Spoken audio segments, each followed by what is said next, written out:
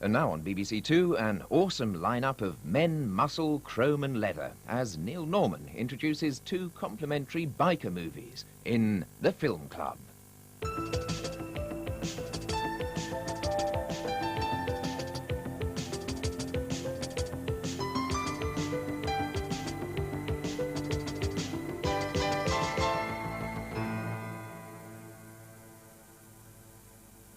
The two movies in tonight's film club feature motorbikes. Motorbikes and the people who ride them. Both tonight's first film, Laszlo Benedict's The Wild One, made in 1953, and the second, Catherine Bigelow's The Loveless, made in 1981 but set in the 50s, use the motorbike as the quintessential rebel icon, together with the inevitable accessories of leather jackets and sunglasses.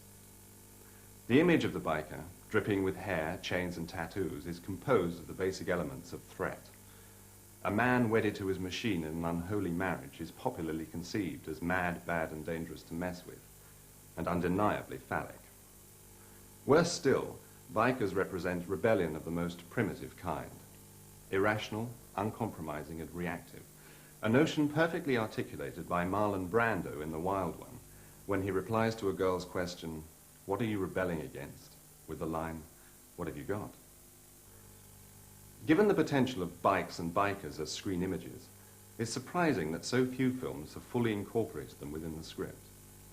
More often, they occur on the periphery, and usually as token images of tribal violence, young men gone bad, and social outcasts. Aside from tonight's films, the few biker movies that stand out are Roger Corman's Wild Angels, in which he used real Hells Angels, Kenneth Anger's underground classic Scorpio Rising, Easy Rider, which operates in a slightly different sphere, and The Leather Boys, one of the few British contributions to the genre made by Sidney Furie in 1963.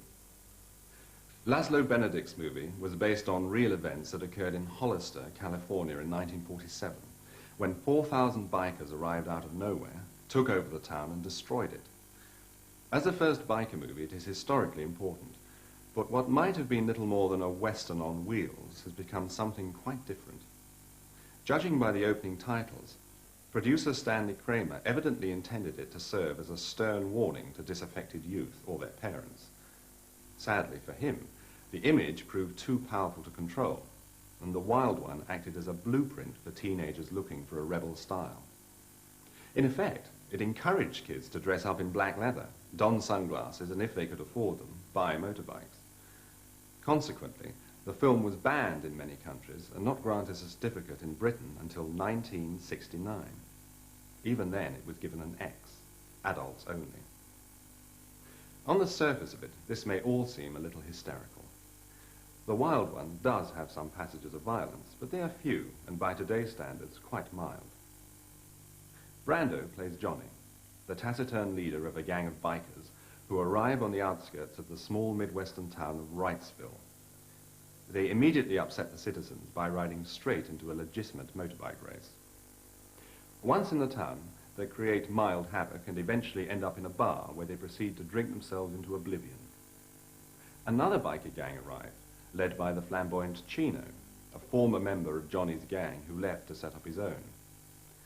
As played by Lee Marvin, Chino operates at the polar opposite of Brando.